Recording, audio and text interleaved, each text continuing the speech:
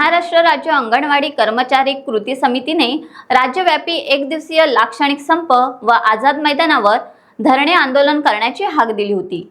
त्याप्रमाणे काल दिवसभर जोरदार निदर्शने करण्यात आली। काल नागपूर येथे देखील यशवंत स्टेडियम येथे आंदोलन करण्यात आले। या दोन्ही आंदोलनांमध्ये हजारो अंगणवाडी कर्मचारी सहभागी झाल्या होत्या।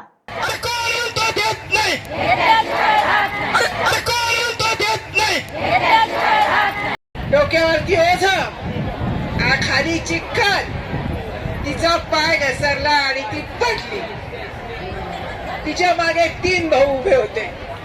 एकाचं नाव होतं एकनाथ, एकाचं नाव होतं देवेंद्र आणि एकाचं नाव होतं अजित। ते 3 भाऊ आले घाई घाई घाई आणि तू करतो कमी आणि मग त्यांनी तिघांनी तिला उचललं, तिचं धुणं हातात दिलं आणि तिला म्हणाले, देवेंद्र भाऊ पुढे येऊन, ए लाडके बहिणी, आम्ही तुझे लाडके भाऊ आहेत बर का, मतदान आम्हालाच करायचं। आम्ही तुला मदत केली ना, आता तुझा धुण्याचा पिळा उचलून डोक्यावर ठेवला ना, तर आता तू आम्हाला मतदान करायचं। ती खेड्यातली बाई होती, शहाणी बाई होती।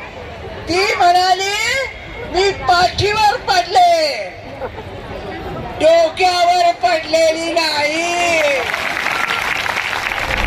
लाईक करा, सबस्क्राईब करा, शेअर करा आणि बेल आयकॉन दाबायला विसरू नका।